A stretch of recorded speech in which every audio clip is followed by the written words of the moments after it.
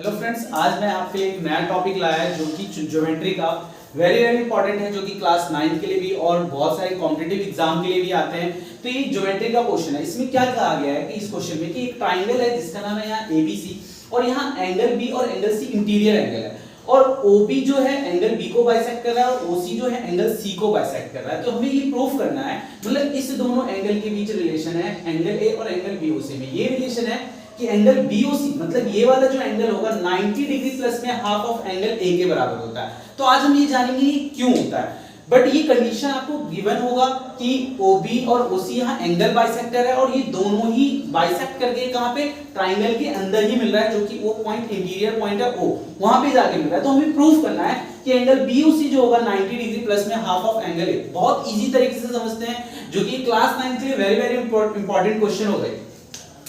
तो सबसे पहले हम बात करते हैं कि इन ट्राइंगल ABC आपको पता है ट्राइंगल के इंटीरियर एंगल का जो सम होता है वो आपको पता होगा कि 180 डिग्री होता है। एंगल A प्लस में एंगल B प्लस में एंगल C जो होगा 180 डिग्री होगा, because angle sum property triangle के तीनों इंटीरियर एंगल का जो सम होता है वो 180 डिग्री होता है। अब आपको यहाँ पे दिख रहा होगा कि एंगल E के नीचे 2 है, तो आपको यहाँ प्रूफ करना है कि एंगल E के नीचे 2 भी लाना है। तो आपको यहाँ पे ऐसा तो नहीं है कि बस A के नीचे 2 लिख देंगे, नहीं, आपको क्या करना है, मैथ्स में जब तक दो क्वांटिटी इक्वल होता है, ये आपको पता होगा, जब तक दो क्वांटिटी इक्वल होता है जब तक आप दोनों साइड सेम नंबर का इफेक्ट डाल सकते हैं। अगर यहाँ 2 से मल्टीप्लाई कर रहे हैं और इस साइड भी 2 से मल्टीप्लाई करेंगे तो यहाँ 6 आएगा और ये 6, क्या ये अभी इक्वल है? अगर आप इधर 2 ऐड कर रहे हैं, इधर भी 2 ऐड कर रहे हैं, LHS में भी RHS, तो ये वैल्यू इक्वल आएगा। जब तक दो क्वांटिटी जब तक इक्वल होता है, जब तक दोनों साइड आप सेम नंबर से सेम इफेक्ट डालें, मतलब प्लस कर रहे हैं तो सेम नंबर से, मल्टीप्लाई कर रहे हैं तो सेम नंबर से। तो ये चीजें बेसिक है, ये आपको पता होना चाहिए। अब यहाँ पे एंगल A के नीचे 2, तो एंगल A के नीचे 2 कब आएगा, तो यहाँ पे डिवाइडिंग बोथ साइड बाय 2 करना पड़ेगा, डिवाइडिंग बोथ साइड बाय 2। तो एंगल A के नीचे भी 2 आ गया, एंगल B के नीचे भी 2 आ गया और एंगल C के नीचे भी 2 आ गया, इक्वल टू 180 डिग्री अपॉन में 2। तो एंगल A बाई 2।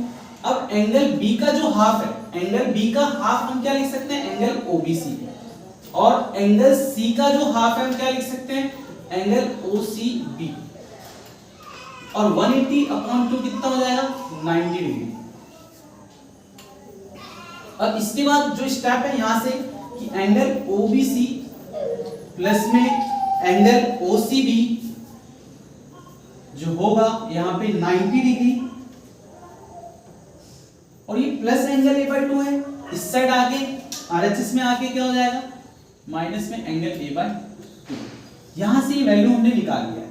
बट हमें ये थोड़ी प्रूफ करना है, हमें प्रूफ करना है क्या कि एंगल BOC प्लस में 90 डिग्री प्लस में हाफ ऑफ एंगल A के बराबर होगा।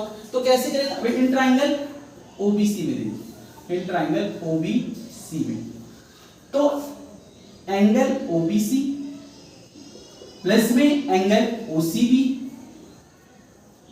प्लस में angle BOC is equal to क्या होगा, 180 डिग्री। यहां पे भी एंगल सम प्रॉपर्टी। अब इसकी वैल्यू आपने यहां निकाल लिया है, इसकी जगह हम पुट कर देंगे 90 डिग्री माइनस में एंगल A बाई 2 प्लस में angle BOC is equal to 180 degree.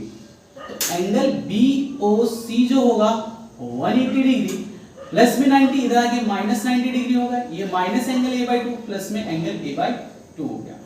Angle BOC जो होगा 180 माइनस 90 कितना हो जाएगा, 180 माइनस 90, यहाँ 90 डिग्री हो गया, और ये प्लस एंगल A बाई 2। ये आपका यहाँ प्रूफ हो जाता है। और उम्मीद है कि सभी स्टूडेंट्स को ये क्वेश्चन समझ में आ गया होगा।